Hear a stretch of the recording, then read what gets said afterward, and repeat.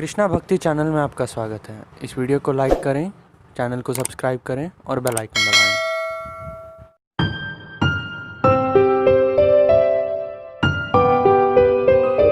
हरे कृष्णा, मैं संगीता आप सभी का कृष्णा भक्ति चैनल में हार्दिक स्वागत करती हूँ। अब तक हमने द्रौपदी के पूर्व जन्म के वृत्तांत को जाना। अब हम दृढ़धन्वा की कहानी को जानेंगे।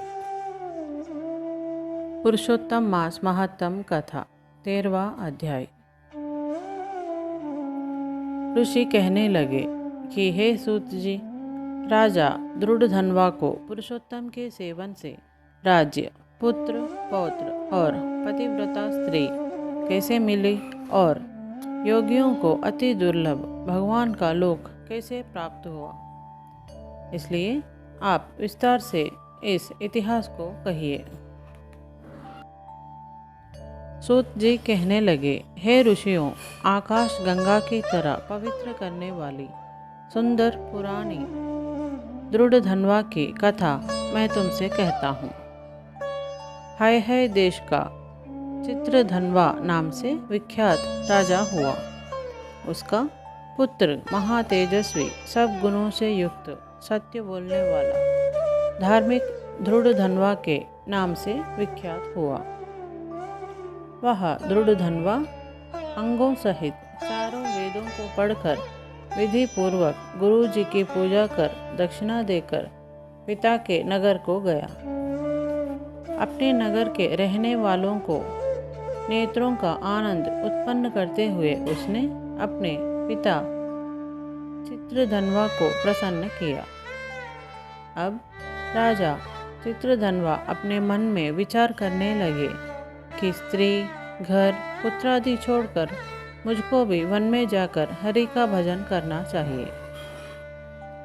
ऐसा मन में विचार कर समर्थ राजा दृढ़धन्वा को सब राजपाट सौंपकर विरक्त होकर कुला ऋषि के आश्रम को चला गया। वहां जाकर तप करने लगा। कितने ही काल तक तप करके चित्रधन्वा हरि के धाम को चला गया। दृढ़धन्वा ने जब अपने पिता की मृत्यु को सुना तब अपने पिता की अर्धोदैहिक क्रिया की, फिर नगर में राज्य करने लगा। राजा दृढ़धन्वा के गुणसुंदरी नाम की स्त्री थी। उसके 4 पुत्र हुए और चारुमती नाम की एक कन्या उत्पन्न हुई। उसके पुत्र चित्रवाक, चित्रवा, मणिमान और चित्रकुंडल नामों से विख्यात हुए। श्री नारायण कहने लगे कि एक समय सोते हुए उस राजा के मन में यह विचार उत्पन्न हुआ कि मेरा यह सब वैभव किस पुण्य के प्रभाव से हुआ। न मैंने कोई तप किया, न दान किया, न कुछ हवन किया। अपने इस भाग्य का कारण किससे पूछूं? राजा की इसी विचार में सारी रात्रि व्यतीत हो गई। प्रातः ब्रह्म मुहूर्त में उठकर यथाविधि स्नानादि करके खड़ा होकर उदय होते हुए सूर्य को अर्घ्य देकर ब्राह्मणों को दानादि देकर और नमस्कार करके वह राजा घोड़े पर चढ़कर तत्काल शिकार के लिए वन में गया। वहां उसने शिकार किया। उसी वन में राजा दृढ़धन्वा के बाण से घायल होकर एक मृग दूसरे वन में भाग गया। घायल मृग के शरीर से गिरते हुए रुधिर के निशानों से राजा दृढ़धन्वा भी उसके पीछे पीछे गया। पर थोड़ी देर में मृग राजा की निगाह से ओझल होकर कहीं छिप गया। राजा ने व्याकुल होकर फिरते फिरते सागर के समान एक सरोवर को देखा। वहां पर तत्काल जाकर उसने पानी पिया। वहीं उसने अत्यंत घनी छाया वाला बट का वृक्ष देखा। उसकी जटा में घोड़े को बांधकर राजा वहां बैठ गया। वहां पर वाणी बोलता हुआ एक तोता आया। राजा को अकेले बैठा हुआ देखकर वह शुक बार बार एक ही श्लोक बोलता रहा।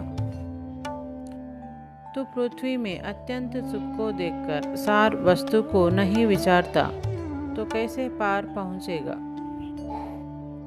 ऐसे उसके इन रहस्यपूर्ण वचनों को सुनकर राजा को यही सोच हुआ कि बारंबार यह शुक ऐसे वचन क्यों कहता है।